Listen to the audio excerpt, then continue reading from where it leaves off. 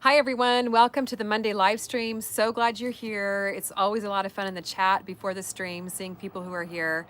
There's people here from Australia, which is wonderful. And we have a lot of our regulars joining us and a lot of new people too. So welcome. So glad that you took time out of your day to join us. We do live stream. If this is your first time, we do live stream most Mondays at noon Pacific time. And hold on just a second here. Okay. And however, though, we are going to be off for the next 2 Mondays.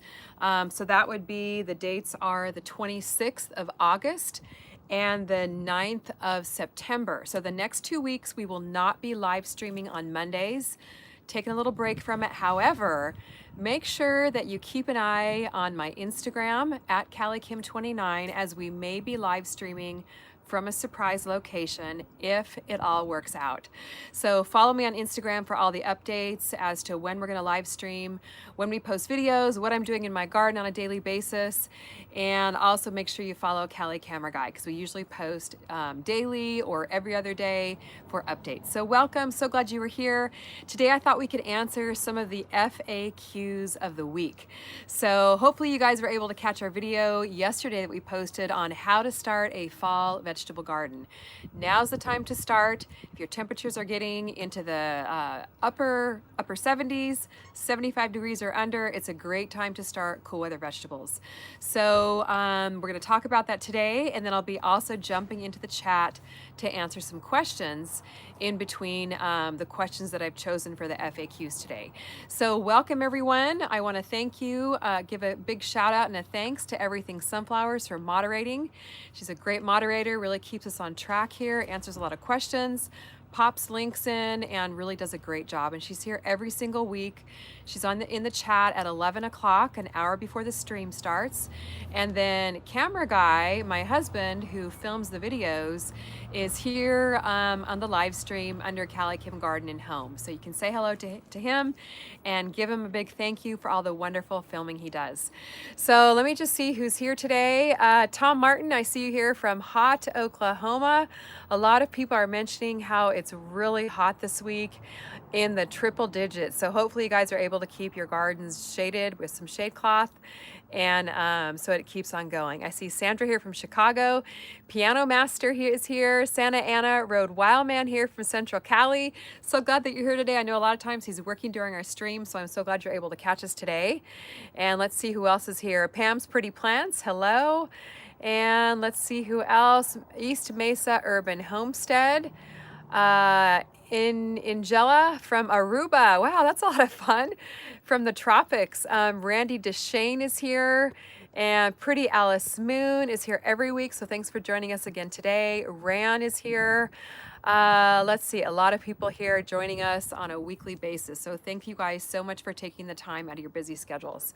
Okay, so again, no live stream on Mondays for the next 2 weeks, but stay tuned to Instagram for updates in case we live stream from a surprise location. Hopefully we're able to do that.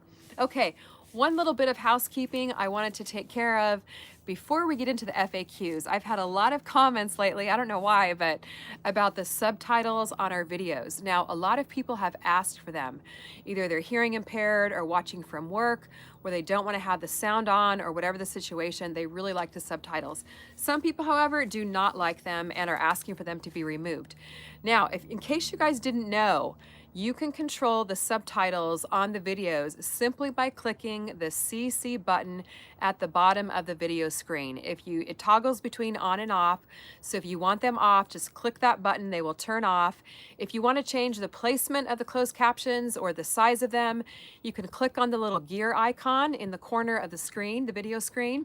You can change the size of the font, the color, the placement on the screen, all kinds of stuff. So if you're having trouble reading or seeing the video with the closed captions, make sure you make those adjustments so it doesn't bother you. Some people like them, some people don't. So can't please everyone, so make sure you check the settings on your video. Okay, let's get into the FAQs of the week. It was so much fun to have Camera Guy on screen yesterday. I know you guys really like to see him as well in front of the camera, helping me plant a second round of fall garden seeds. So we got some planted here yesterday. Those should be sprouting within a week or so. We planted this little beautiful tray a couple of weeks ago. So hopefully it'll be cooling off. We can get them planted out in our garden in just a few weeks. Although we might have to, you know, that's why I planted the backups, because it might not be warm enough or cool enough. So we've got these going just in case the weather stays hot. We always have our backup seedlings going. And the first question I have has to do with fall gardening. And this is from Penny Bush, commenting on yesterday's video. And Penny says, Kim, it usually gets pretty cold here in Michigan by September 30th. How cool is okay for these veggies, such as cabbage? Okay, so the veggies that we planted on the fall gardening are cool weather vegetables. And cool weather vegetables grow best when the temperature is under 75 degrees Fahrenheit. So they're not going to grow near as well, or won't even grow at all, if you're in the hot season or still in the hot temperatures right now in your garden. So once your temperatures cool off below 80 degrees consistently, these are going to take off and grow really, really well outside. So I actually have these growing inside right now because it's too hot outside. Then they'll be ready to transplant later. So a lot of the cool weather vegetables are frost tolerant. They will take a light frost. There's not too many vegetables that will take a hard frost. So a light frost usually means if it gets down around 25, if it freezes, 32 degrees Fahrenheit, or gets down to around 25 degrees, most of these veggies will be okay. There are some that are super cold tolerant, like kale and chard. And there's a few others out there too that will survive a hard frost most of the time. However, so cabbage is in the light frost category. So in the beginning of your winter season, when you're maybe not getting super cold nights, a lot of these vegetables will do very well. So that's why it's important to get some established right now, get some growing indoors under grow lights, and then plant them outside so they get nice and established before the cold weather hits. However, you can do some things to protect your vegetables. If it's going to get really cold, you can put a really simple plastic cover over your garden beds or over your containers. And you can check out the video I have on how to do that. It's very easy with a thick piece of plastic, a couple of stakes, and some clips. And it really just gives an extra layer of protection for your vegetables. The other thing I was going to mention is that if you're getting a frost in a month or so, and I know there are some northern climates that might be having that, plant some really quick growing vegetables that you can get a harvest from in about a month.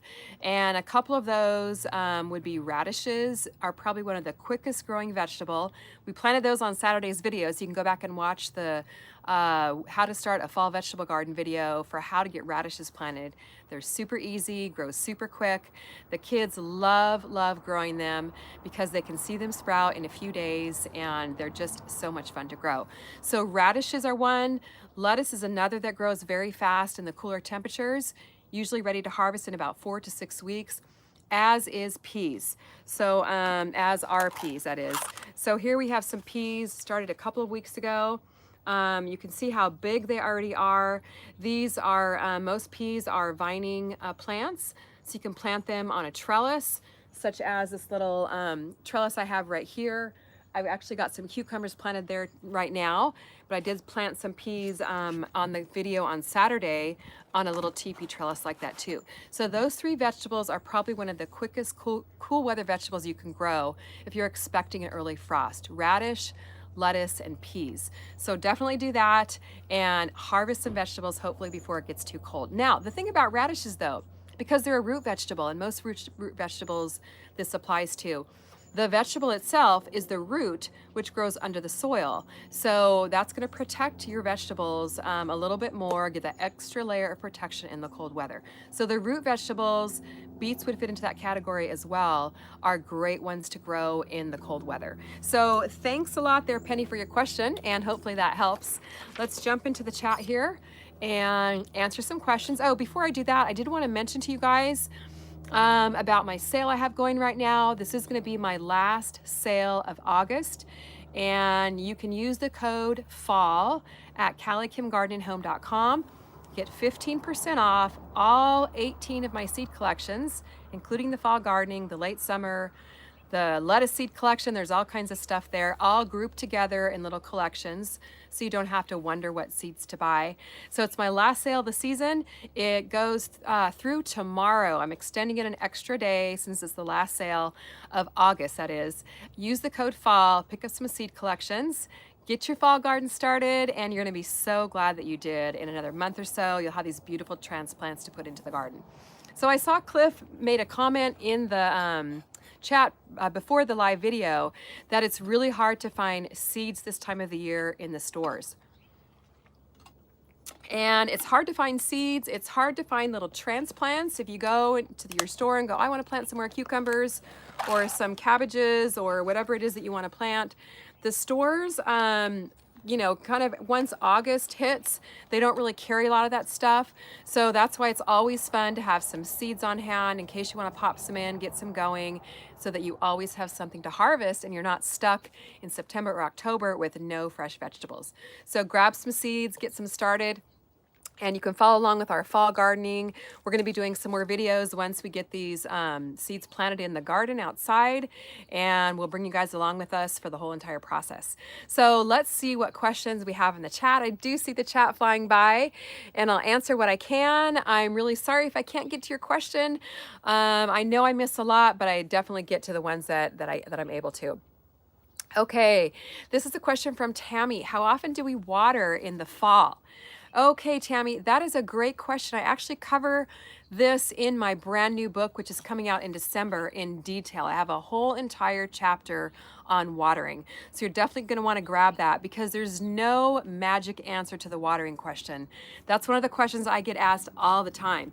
You really have to pay attention to a couple of things. Number one is the weather.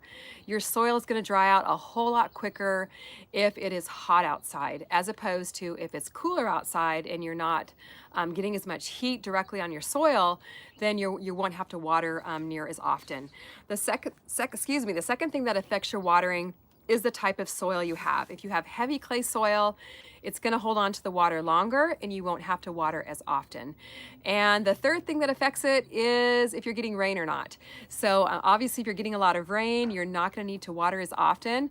So what you need to do is just learn to look for the clues whether or not your soil needs water. So you definitely want to keep an eye on things, especially during a heat wave. You can go out to your garden, check your soil just by sticking your finger down in your containers or your garden beds. If it feels dry, you're going to need to water. If it feels wet, you don't need to. So over time, through a little trial and error process like that, you'll get used to how much water your garden needs during the weather that's going on at the time. So definitely keep an eye on things.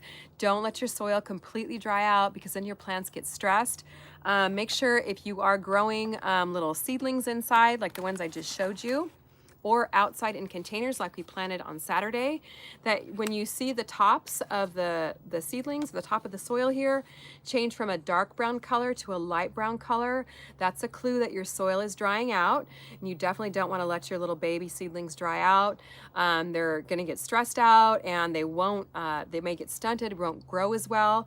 So keep an eye on some of those clues, and especially the little baby seedlings. Make sure you check on those quite often.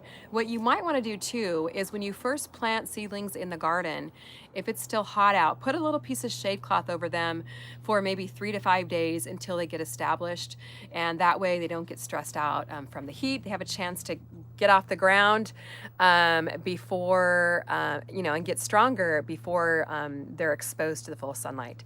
And I see we have a super chat here. Thank you so much to Lubna Dabanaw, thank you for your $5 super chat. We really appreciate it.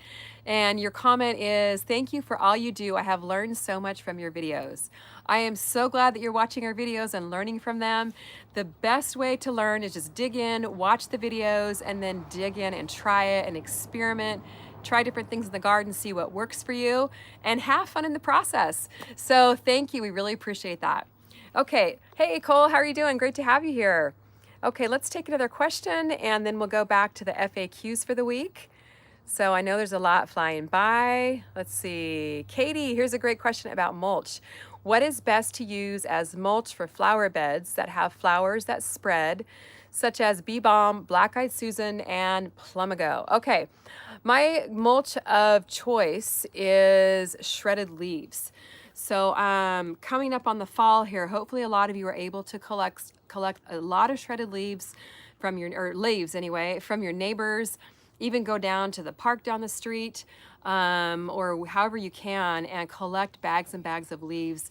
And then if you have a shredder, you can shred them up. If you don't have a shredder, you could run over them with a lawnmower and then spread them all over your garden beds over the winter time is one way you can do it. So they break down and then the worms come in like crazy during the winter. But you can also do that in the summer. I do that pretty much anytime I plant.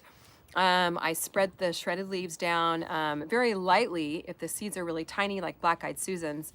And then once they start to sprout and break through the soil, you can put another little layer down and kind of add to it as the plants get a little bit bigger. So that is my biggest thing that helps here in the hot summers with the water evaporation. It really helps cut down on the watering needs, especially when the temperatures soar. It really protects the roots from the heat.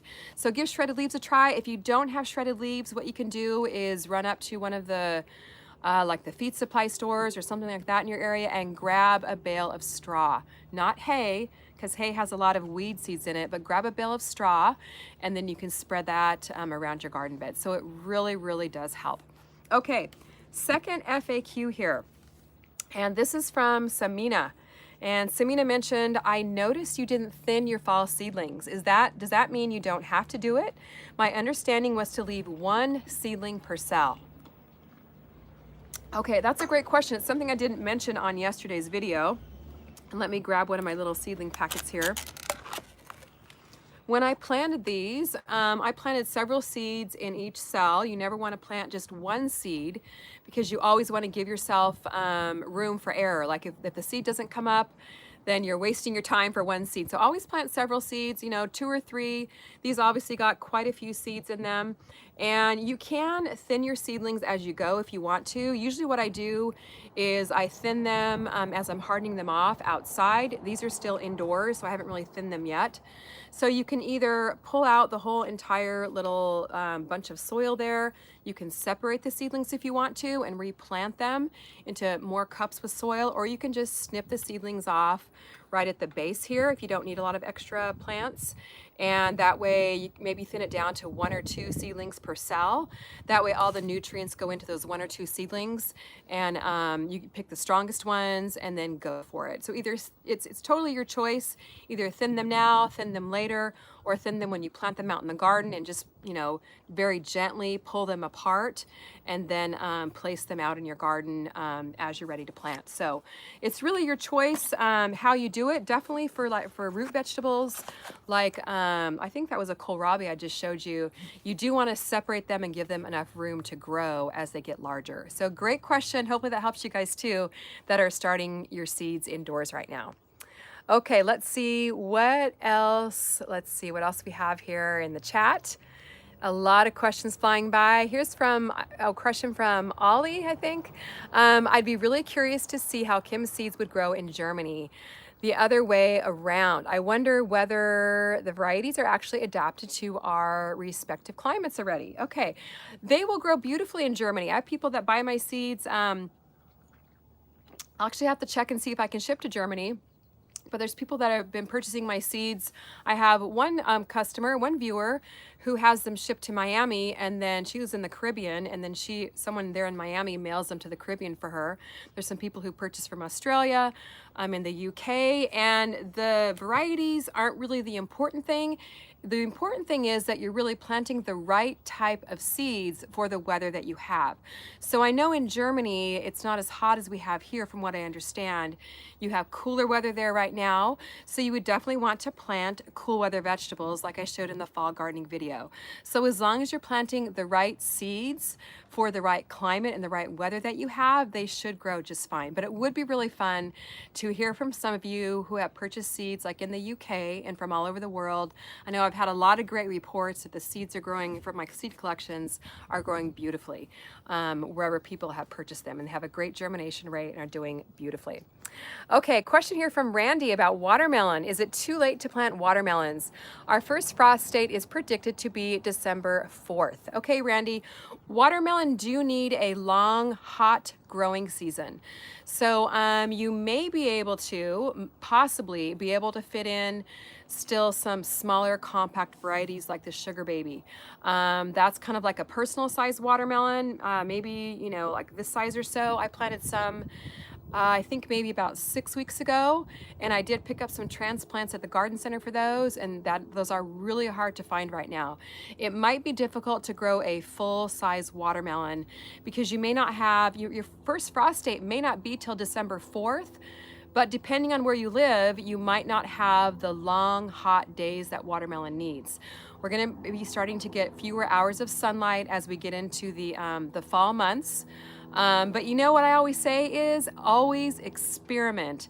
Give it a go, give it a try. It's going to be fun. And what do you have to lose except the cost of a couple of seeds or transplants if you can find them? So always experiment in the garden and try things out for yourself. Okay, actually I'm going to jump back and, oh no, I have time for some more questions here. I have one more FAQ to answer. And so we'll have some more time for some questions in the chat here. Okay, let's see here. Questions. And yeah, do put question in front of your questions so I can see them. And Cliff is mentioning here, I share seeds to Europe and back. It works great. Wow, that's awesome. My friend in Germany has a 5-pound tomato growing. Oh my gosh. Cliff is the master of giant vegetables. So check out his Instagram. He's got some giant pumpkins over there, and I think he's Cliff Warren on Instagram, if I'm not mistaken. He's an awesome gardener in Idaho, and Cliff, I really appreciate the feedback about that. Yeah, I really do think once you got seeds in your location wherever you are, and start growing them, just grow the right seeds for the right climate, and you're going to be good to go. All right, I think we have another super chat here. Let me see if I can pull that up. Oh, yes, we do. Thank you so much. This is from Broadway Gardener, $4.99 super chat. Thank you so much. We appreciate that, Broadway Gardener. And your comment reads, I'm addicted to your videos. Wow, that's great. I tell my neighbors all about how you garden in your backyard, just like I do here in New York City. Oh, that's so exciting. You're so inspirational. Thank you so much for sharing that. I appreciate you watching our videos, and I really do appreciate you sharing with your gardener friends or your friends and family. And I'm so proud of you for growing there in New York City. I know that most people don't have a lot of space there. So I'm sure that it's a challenge for you to grow in a small space, but it's just incredible what you can grow in a few small containers. So very proud of you for doing that and for making it work, even though you may not have a lot of space. That's wonderful. You really don't need much space. If you guys watched our video on Saturday, you saw how we planted just in a little 5-gallon container like this. And you can plant a lot of vegetables in a little bit of space. This is a little tiny Tim tomato from the Small Space Seed Collection. I do have a seed collection designed especially for containers. If you don't have a lot of space, it's growing beautifully. And it's a dwarf tomato, so it matures in about 60 days, and you can grab these containers on my website as well. They're a perfect little growing container if you just have a little patio or whatever. You can still have a garden, which is super exciting. Okay, so Cliff popped his Instagram there in the chat. Thank you very much, Cliff. Santa Ana Road Wildman, great comment here. You can check Home Depot online to see if your local branch carries items like ladder mesh. So thank you for bringing that up. We built a ladder mesh trellis a few weeks ago on a video, and it's a really super easy trellis to build, very inexpensive. 2 pieces of ladder mesh around $6 or $7, works perfect for a patio. Not all Home Depots carry it, but check your local Lowe's store as well. And it's usually stuck away in a corner somewhere. Make sure you ask at the contractor's desk, because it really is a wonderful, simple little piece of wire, a long piece of wire mesh that you can use for a trellis. So thank you so much, Santa Ana Road Wildman. I appreciate you bringing that up. Okay, let me hop in here to the last FAQ. It's actually not too hot out here today. It's around 85. We're having a little bit of a cool spell until the triple digits hit midweek, I believe. Okay, so last FAQ here is from Carly Smith. And Carly's a longtime viewer and commenter over on Instagram and here on YouTube, so I really appreciate her support. And she mentions, regarding powdery mildew, she made a question or asked a question on the milk spray video a few weeks ago we posted for powdery mildew. Do you put the trimmed leaves into the trash or compost? Okay, great question. I realized I forgot to answer that question in the video. So if you've never had powdery mildew, you might notice it popping up on your squash or cucumber plants. It's like someone dumped a bottle of baby powder over the leaves. It's a fungal disease that commonly affects people in higher humidity areas, but a lot of times, even here in California where it's pretty dry, we get it towards the end of the growing season or the summer growing season in August. Once the plants have been in the ground for a while, they quite often will get that. So if you're noticing that on your plants, what you want to do is trim all the leaves that have those spots on them off right away. It does spread very easily. And when you trim off those leaves, do not put them in your compost pile, to answer Carly's question, because it has that fungal disease on it, and you really don't want to risk that spreading to the rest of your garden via your compost. So I always throw those leaves in the green trash bin, not in the compost pile. In fact, I kind of just make it a rule of thumb in my garden. Anything that has disease on it, I'm not going to put in the compost, because again, I don't want to risk spreading any kind of disease to the rest of my garden. So as a general rule, just follow that, and hopefully that works for you. So if you are having a problem with powdery mildew, go back and watch that video. There's lots of different ways to control it and kind of keep it at bay. The milk spray works great because just about everybody has milk in their refrigerator. You do want to use a milk that has protein in it. I've never used almond milk or anything like that. I've used non-fat, low-fat, full-fat milk, and excuse me, it does work really well, excuse me, at helping control it.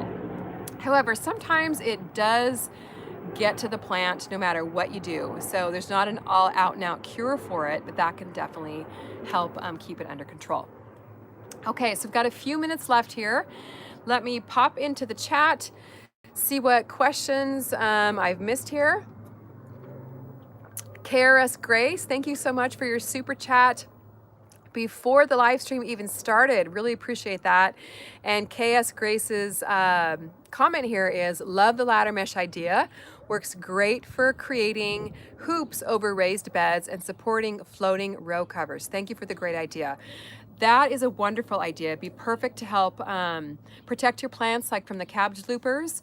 You could make really low row covers out of it, like in the winter time, to help you, maybe if you want to put a piece of plastic over it and help protect your vegetables from the frost or the cold weather.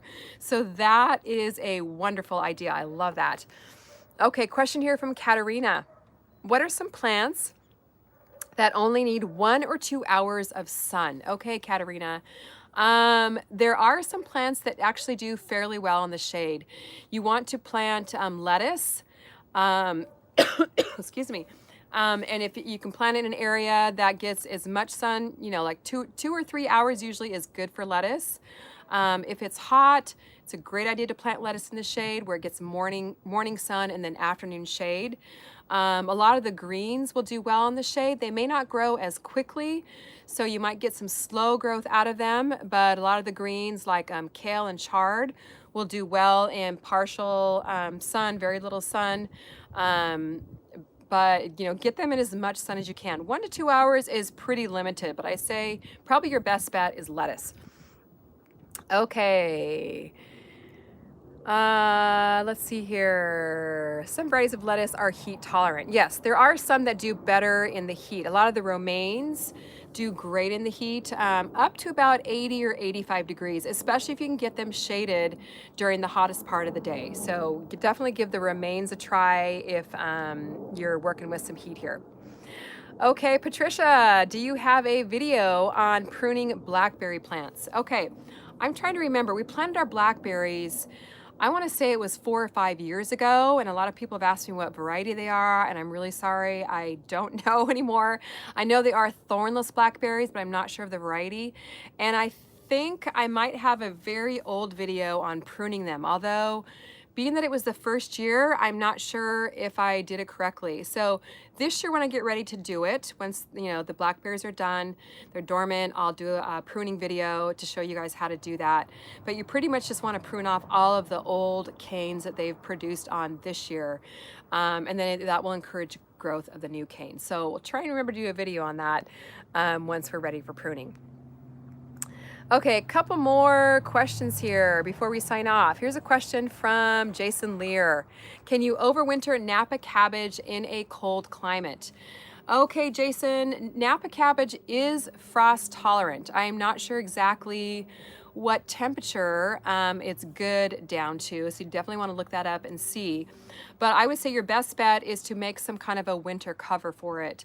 Check out that winter cover video I mentioned earlier in the live stream and see what you can do. And the only thing you can do is just experiment and try it out for your area. Depending on how cold it gets, it may or may not completely overwinter.